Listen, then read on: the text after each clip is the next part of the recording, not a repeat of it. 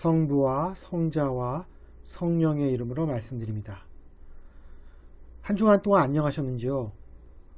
무더위가 한창 기승을 부리더니 이제는 또 태풍이 몰고 온 비가 내렸던 요즘이었습니다. 이러한 변화무쌍한 날씨 속에서도 아침 저녁으로 선선한 바람이 불어 가을이 다가오고 있음을 알 수 있습니다. 자연은 어김없는 순환을 통해 우리의 믿음에 답을 하지만 반면 세상은 그렇지 못한 것 같습니다. 마치 전염병처럼 번지는 묻지마 가해 사건으로 인해 사람들이 많이 다니는 장소라도 가려면 신경을 곤두세워야 하는 불행한 현실이 되어버렸습니다. 이러한 방향으로 흐름을 탄 사회 분위기는 당분간 쉽게 수그러들지 않으리라 봅니다. 그래서 어느 때보다도 주님에 대한 믿음이 필요한 요즘입니다. 오늘 복음은 우리가 어떤 존재이며 어떻게 믿음을 얻을 수 있는가에 대해 말하고 있습니다. 그 길을 쫓는 우리들이 되기를 주님의 이름으로 기원합니다. 오늘 복음은 예수께서 급히 제자들을 재촉하여 배를 태워 건너편으로 먼저 가게 하시고 군중들을 돌려보내신 후 당신께서 홀로 기도하시려고 산으로 올라가셨다는 말씀으로 시작됩니다. 예수께서 제자들과 군중들을 빨리 흩어버리신 이유는 오늘 복음 앞에서 수천 명의 장정들을 대상으로 오병이어의 기적을 베푸신 것에 대한 후유증을 최소화하기 위한 방책이었을 것입니다. 예수님은 이 기적이 가져온 당신에 대한 주목과 기대, 그리고 거기에 취해 있을 사람들의 열광과 도취를 빨리 불식시키고자 하셨습니다. 즉, 지금 당신에게 필요한 것은 아버지 하나님 앞에서 홀로 있음이었고, 사람들에게 필요한 것은 흥분에서 벗어나 일상으로 돌아가는 일이라는 판단 아래 기도를 드리려고 산에 오르신 것입니다. 그런데 예수께서 이처럼 평화로운 자기 정화의 시간을 보내는 동안 산 아래에서는 매우 혼란스러운 일이 벌어지고 있었습니다. 그것은 제자들이 타고 있던 배가 역풍을 만나 새벽 4시까지 시달리고 있었기 때문입니다. 아마도 이러한 상황을 알고 계셨으리라 짐작되는 예수님은 무리를 걸어서 제자들의 배로 다가섭니다. 그러나 그렇지 않아도 풍랑에 시달려 혼비백산의 처지에 놓인 제자들은 설상가상으로 무리로 사람이 걸어오는 모습까지 보자 새파랗게 질리고 맙니다. 일종의 남양 특집 같은 풍경이 제자들 앞에서 펼쳐진 것입니다. 그때 예수께서 제자들에게 이렇게 말씀하십니다. 나다, 안심하여라, 겁낼 것 없다. 이것은 나는 나라고 말할 수밖에 없는 하나님과 같은 존재이며, 따라서 그런 내가 곧 풍랑을 잠재울 것이니 너희들을 더 이상 두려움에 떨 필요가 없다고 제자들을 안심시키는 말씀인 것입니다.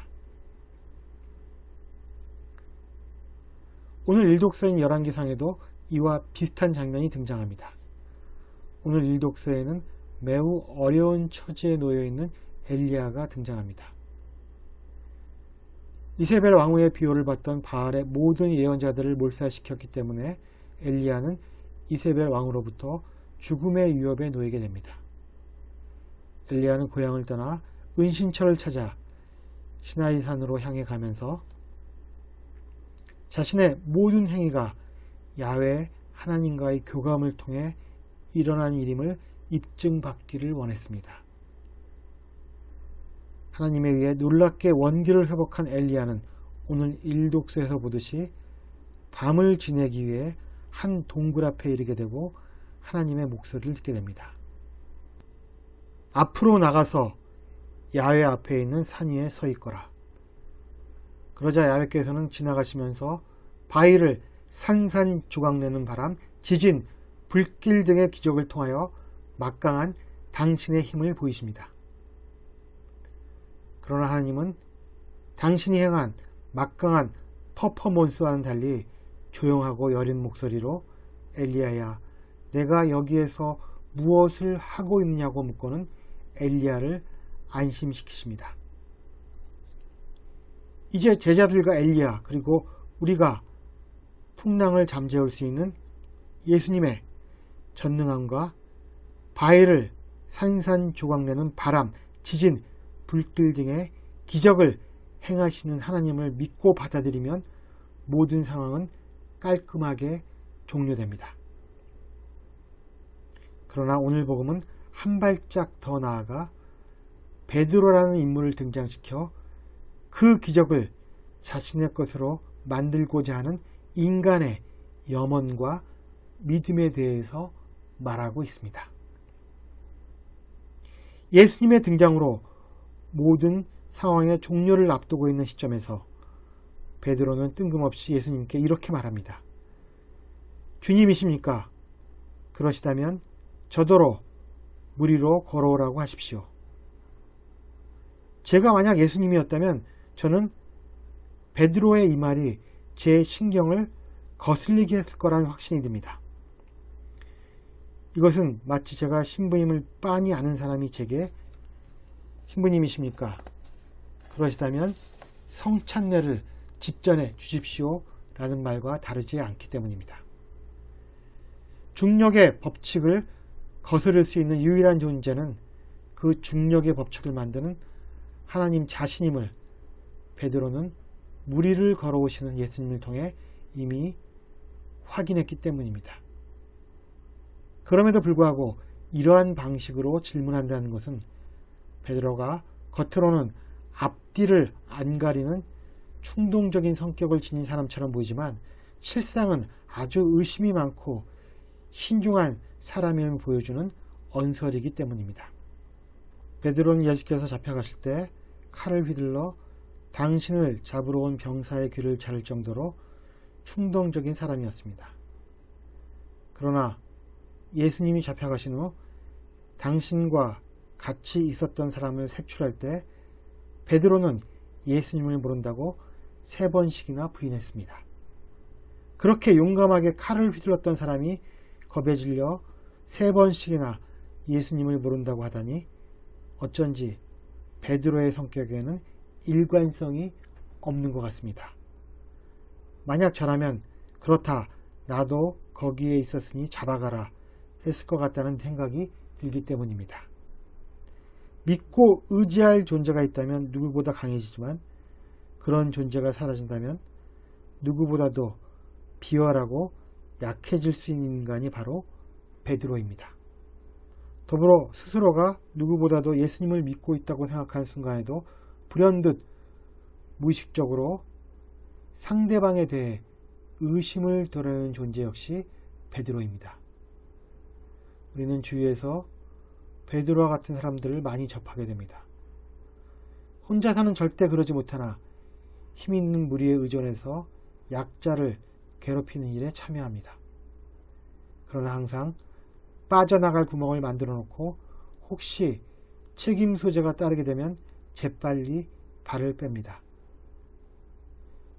이런 부류의 인간들은 신앙의 힘으로 인해 베드로와 같은 존재가 되지 못한다면 가스실에서 유대인들을 죽인 것은 히틀러의 명령 때문이고 군인은 명령을 따를 명예가 있다고 하면서 자신의 살인죄에 대해 구차하게 변명했던 나치의 전번 아이만의 수준까지 떨어질 수 있는 불의인 것입니다.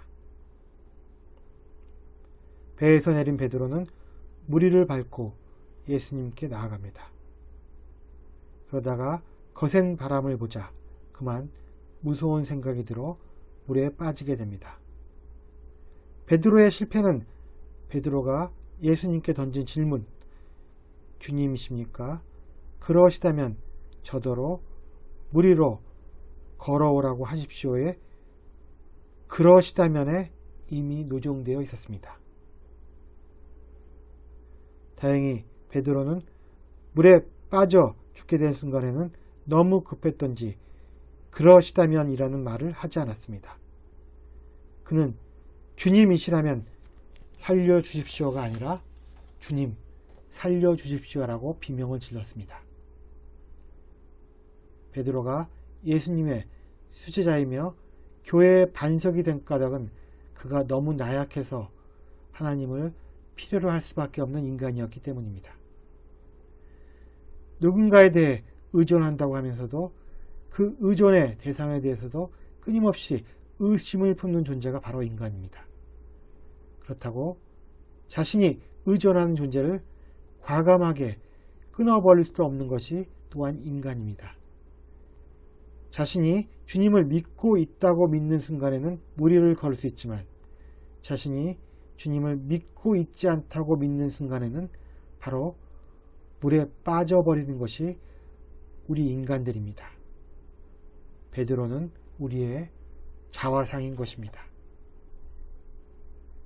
그러나 무리를 걷다가 또 물에 빠지다가를 거듭해야 하는 것이 우리의 삶이자 신앙이기도 합니다. 그 누구도 물에 빠지지 않은 채 믿음을 지속시킬 수 없습니다. 그렇게 확신하는 사람일수록 결국 물에 빠지고 맙니다. 그래서 예수님은 우리에게 왜 의심을 품었느냐, 그렇게도 믿음이 약하냐고 물어보신다면 우리의 대답은 그저 유구무원입니다 정도일 것입니다. 그래도 베드로가 우리에게 보여준 귀감이 될 만한 행동은 폭풍우 속에서 배에 안주했던 것이 아니라 자신도 모르는 사이에 자신의 믿음을 시험해 보려고 했던 도전 정신이었습니다. 이처럼 신앙은 독립과 의존, 안주와 도전, 신뢰와 불신 그 사이 어느 곳에서 만들어지는 것임을 깨닫는 저와 여러분이 되기를 주님의 이름으로 기원합니다. 성부와 성자와 성령의 이름으로 말씀드렸습니다. 아멘.